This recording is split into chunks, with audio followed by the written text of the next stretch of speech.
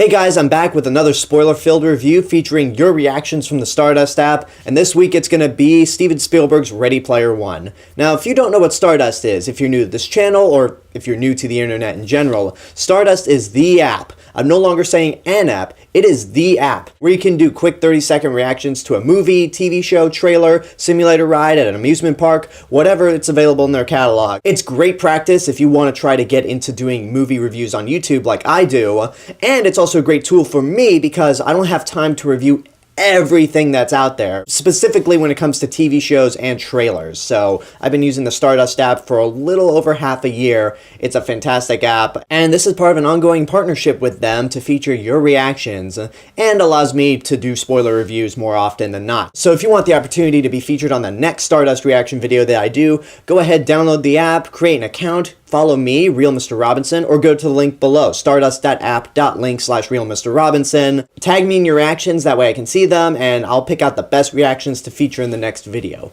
So let's get on with the show. This week, it's for Ready Player One. I already did my non-spoiler review, and I overall really liked the movie. It did have some issues here and there, like I didn't think the opening was that good, and I thought the main character wasn't that interesting, but it definitely left me with that great old-school feel of Spielberg that I haven't felt maybe since Jurassic Park. So let's just cut to the chase right now with the first reaction, which is from Skylar Reviews. I had a lot of fun with this movie. Really great Easter eggs. This is, I want to say, one of my favorite Spielberg films. It's up top, so really good performances, really fun adventure. Really, I'm a huge gamer, so this kind of made me smile. Yeah, this is a movie that's definitely geared towards a gaming audience. I am not a gamer. I'm more of a casual gamer. I've done a few Let's Plays on this channel here and there, and I do play video games on occasion, but I don't think I'm hardcore enough to call myself a gamer. I'm more of a movie guy. My brother's more the gamer, so I'm really wondering how he's going to respond to this movie. He hasn't seen it yet, but that's something I'll ask him later on. But yeah, the movie does have very much of a video game mentality to it. As I mentioned, it's a more accessible version of Scott Pilgrim vs. the World. Again, that doesn't mean it's better, but I feel like this movie is, if it wasn't based off a book, if it was actually a video game, it could be the best video game movie ever made. Because I know we're still on that hunt for the good video game movie. Tomb Raider was not it, and I don't expect Rampage to be it either. In terms of favorite Spielberg movies, this is nowhere close for me. It's nowhere close in the top 10. And I know when people say your favorite, it's based on your own personal taste, and that's totally fine. There's Jaws, Close Encounters, Raiders, E.T., Duel, his made-for-TV movie before Jaws, Jurassic Park, Saving Private Ryan, Schindler's List, but this is still a very enjoyable one. Like I mentioned, in terms of his genre films, this is probably his best since Jurassic Park. Alright, it's time to move on to the next Stardust reaction, which comes from Glitter Geek Alley. Oh my gosh, honestly, if I had been into video game culture whatsoever, this movie would have been absolute crack, because I saw Overwatch, Halo, and if I knew what those games were about, I'm sure that I would have loved this even more than I already do. And that seems kind of hard, because this was a really, really, really good movie. I was not shocked, but yet I was. Spielberg, you made another classic. Yeah, kind of going back to the whole thing about this being more geared towards gamers. I mean, the first time we enter the Oasis, the very first thing we see is Minecraft, which I guess in a way you could say is an Oasis in itself because it allows you to create anything. And I actually haven't played Minecraft. Like I mentioned, my brother's more the gamer and he's played it. I don't think I ever have played Minecraft, but it's something that I would like to try out eventually, because I know it's on the Xbox 360, and I have one of those. And then, like I mentioned, you see Halo, you see Overwatch, you see Battletoads in there, which I don't think is that relevant now. I don't think Battletoads was really relevant since the first NES game came out, but even I was able to recognize Battletoads. If you don't know what Battletoads is, it's pretty much Teenage Mutant Ninja Turtles, but with toads. In fact, the Teenage Mutant Ninja Turtles even make an appearance here. They're in their live-action Michael Bay counterpart, which I guess is a good way to save money because they don't have to create a new design or a new model for the Turtles. And all these references, they come and go. They'll occasionally pull a disaster movie where they'll go, look, it's so-and-so. But most of the time, the references are just there. They don't make a huge deal out of them. You just have to spot them, and the people that get them. Now, speaking of references that people will get if they know them, this brings me to my next reaction, Chris D'Onofrio, who noticed something that, as much as I'm a fan of Back to the Future, I feel ashamed that I even missed. Back to the Future is my favorite film of all time. I know it inside and out. I know the music inside and out. Alan Silvestri, the man who scored Ready Player One, same composer who did the Back to the Future trilogy. When Parsifal realizes he can get past Kong and win the race, as soon as the tires start spinning backwards on the DeLorean, you hear notes of the Back to the Future score woven throughout, and the same thing happens when they activate the Zemeckis Cube. Yeah, Alan Silvestri did the score for this movie, not John Williams this time around, who usually scores all of Spielberg's films. Which I would say is disappointing because I always love to hear a new John Williams score, and I would have loved to see what he would have done for Ready Player One. But Alan Silvestri is still right up there in terms of the great composers. And one of the big things that I was disappointed in when watching the movie was whenever they have the DeLorean there, or the Zemeckis Cube, which turns back time for a minute, I didn't hear anything that resembled Back to the Future because the Zemeckis Cube is named off of the film's director, Robert Zemeckis. And on a brief side note, in Back to the Future The Ride, Doc Brown has this diagram that shows the catastrophes of time travel if fallen into the wrong hands. And the diagram he shows is the Zemeckis-Gale diagram, named after Robert Zemeckis and the film's producer, Bob Gale. That's just a random side reference. But yeah, I didn't catch the little musical notes in there. I guess I'll have to keep my ears open when I see the movie again because I am planning to see it again and in 3D because this is a movie that I feel like you need to see in 3D. So in gathering reactions for this video, I looked high and low to try to find negative reactions because I always like to showcase a different point of view just so everyone's not in the same boat. And the only negative reactions that I found were from the trailers, which were like from 2 months ago, so I can't use those. And the most negative reactions I've seen on Stardust about the movie itself are 3 out of 5 ratings, which means that it's good, but nothing too spectacular, as Adorkable Rachel says, who I've actually featured in one of my Stardust videos beforehand. Okay, movie, you had like 75% of you going for you. Visuals were awesome, great little setup and idea. I don't fucking care about the characters though. Like, what was with the first 10 minutes of like exposition? Like, dude, movie 101, show, don't tell. With that said, I liked the last third of the movie the most, I think. That's when things kind of came together and it felt like what it was supposed to be.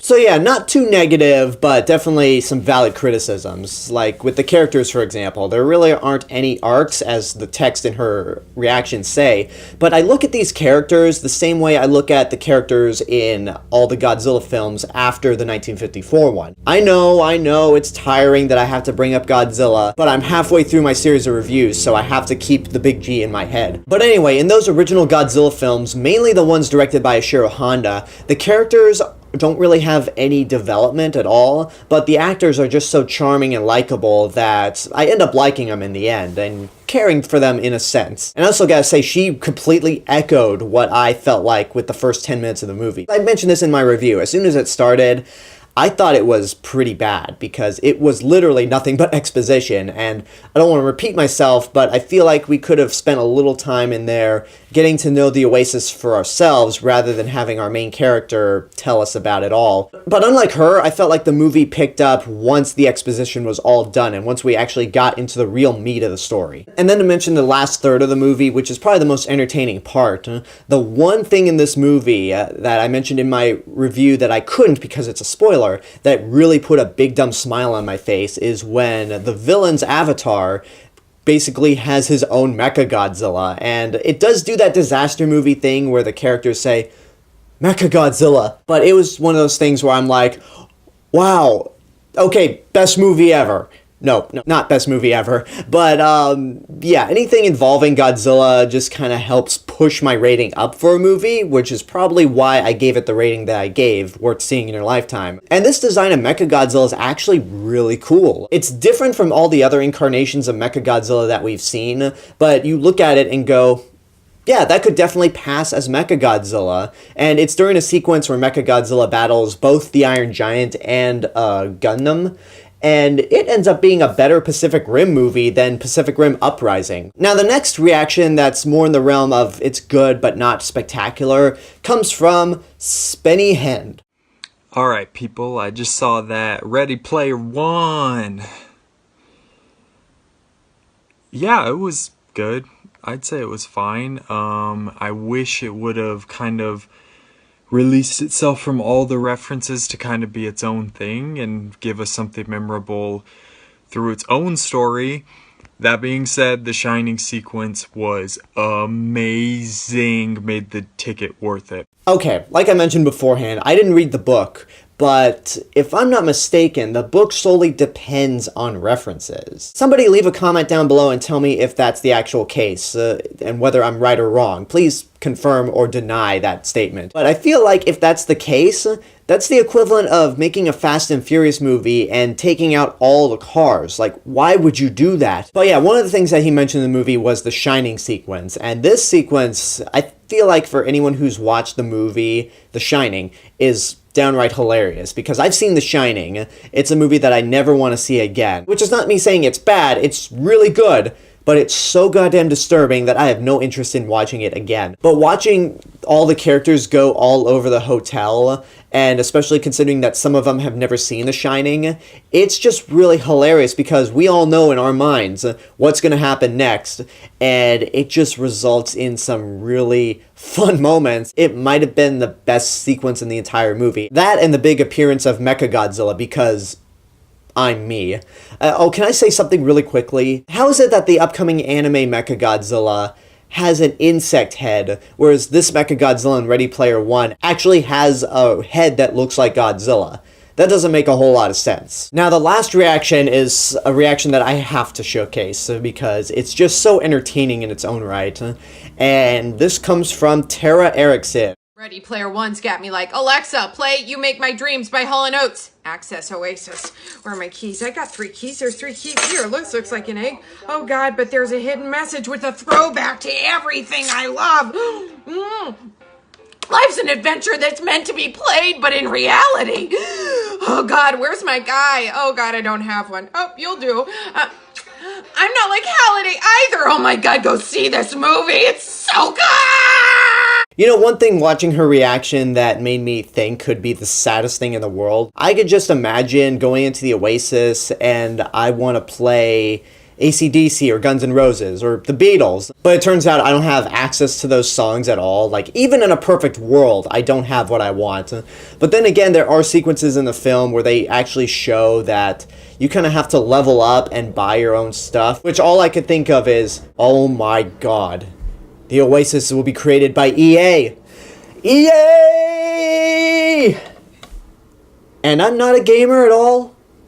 Whatever. Those are all the reactions I have to showcase for Ready Player One. Overall, I really enjoy the movie. It's not one of my favorite Spielberg films, but as I mentioned beforehand, it's definitely one of his better genre films in a while. So I can't wait to see it again and see it in 3D, because I imagine that will definitely enhance the experience like Avatar. Thank you guys for watching. If you want your reaction featured in the next Stardust video that I do, like I said, go ahead, download the app, create an account, follow me, RealMrRobinson, or you could go to the link right here, stardust.app.link/RealMrRobinson.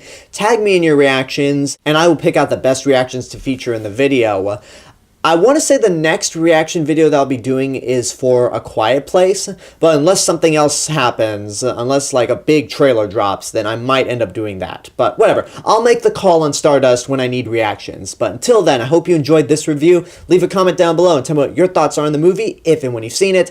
And as always, this is the Real Mr. Robinson telling you there's only one.